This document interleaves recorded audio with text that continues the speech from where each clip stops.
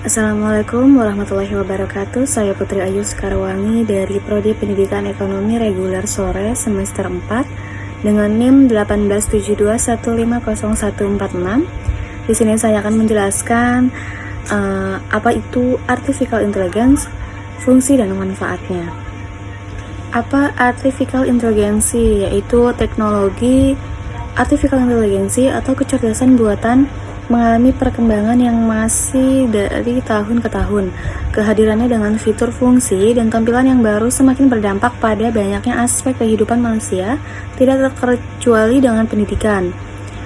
Kecerdasan buatan mulai mengambil peran dalam kegiatan pembelajaran di kecerdasan buatan menjadi kegiatan primer dalam tumbuh kembang teknologi pendidikan. Hal ini tentu memberikan implikasi secara eksplisit terhadap kehidupan kerja manusia di masa depan. Sekolah maupun perguruan tinggi teknologi kecerdasan buatan atau artificial intelligence terus dikembangkan oleh para ahli sehingga dapat berkembang pesat. Haji Siman mengklaim bahwa kecerdasan buatan adalah bidang yang memungkinkan komputer melakukan tugas-tugasnya yang lebih unggul dari manusia. Knight and Rees setuju dengan Simon bahwa kecerdasan buatan AI adalah cabang ilmu komputer yang memandang upaya membangun komputer sebagai sesuatu yang dapat dilakukan manusia, bahkan lebih baik dari itu.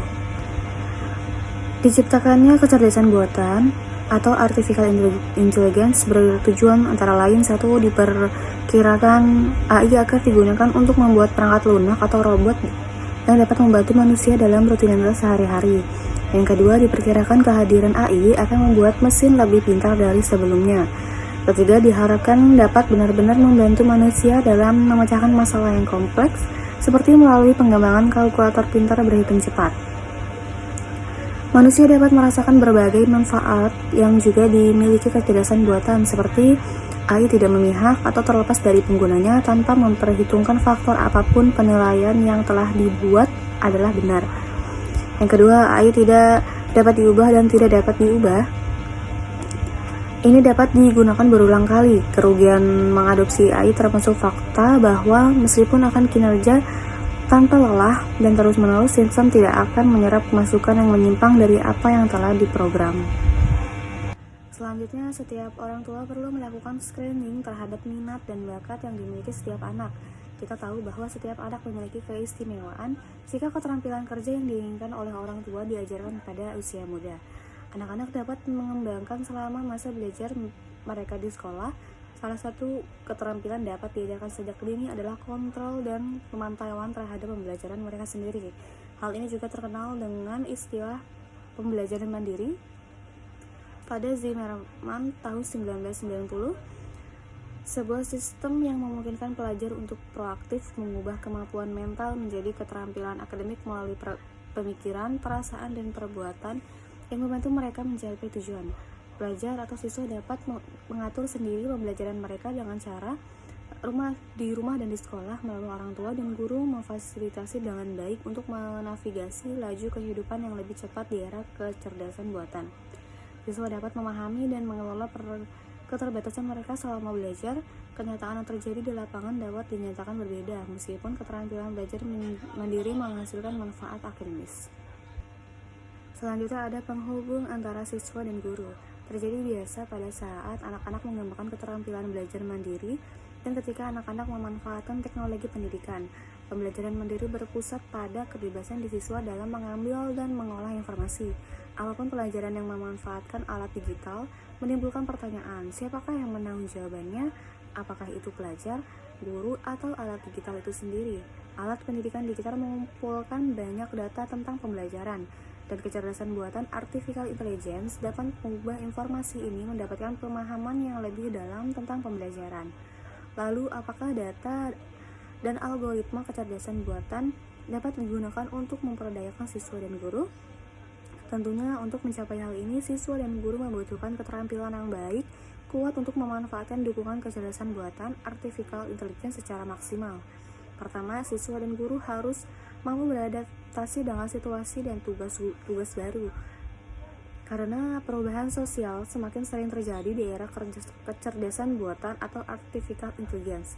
Semakin banyak alat digital akan dibawa ke ruang kelas dan guru serta siswa perlu berkolaborasi saat mereka mencari cara untuk menggunakannya secara efektif. Kedua, pelajar dan guru perlu berkolaborasi secara produktif dan mahir dengan manusia dan kecerdasan buatan. Saat ini siswa bekerja dengan teknologi dalam kelompok, interaksi sosial yang pasif, dan keterampilan pengetahuan seperti perencanaan, pemantauan adalah kunci pembelajaran. Yang ketiga, menurut Zulkifli tahun 2006, siswa membutuhkan dukungan sosio-emosional untuk mengatasi masalah yang menantang. Di sini muncul peran penting orang tua dan keluarga dengan memberikan dukungan itu untuk membantu siswa memahami dan mengelola keadaan, emosi, dan motivasi mereka sendiri.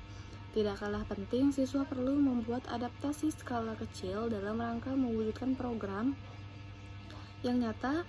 Misalnya, mereka dapat mengambil inisiatif penetapan tujuan dan memantau diri sendiri saat bekerja dengan orang lain dan dengan kecerdasan buatan artificial intelligence. Semua keterampilan dan kompetensi ini dapat penting untuk memberikan kebebasan kepada siswa dan guru. Kehadiran teknologi AI merupakan sebuah terobosan di bidang teknologi pendidikan untuk memudahkan pembelajaran.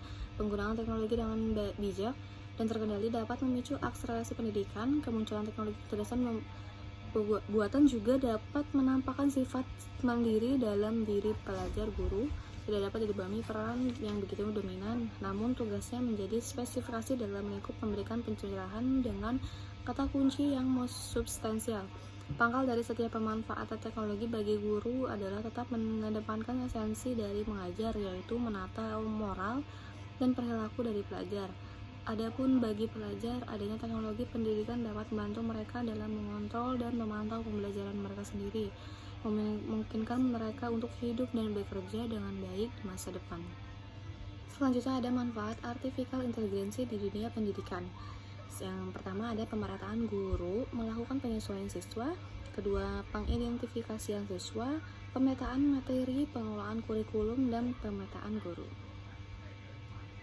Baik, itu saja yang bisa saya sampaikan. Kurang lebihnya mohon maaf. Wabillahi taufiq wal hidayah. Wassalamualaikum warahmatullahi wabarakatuh.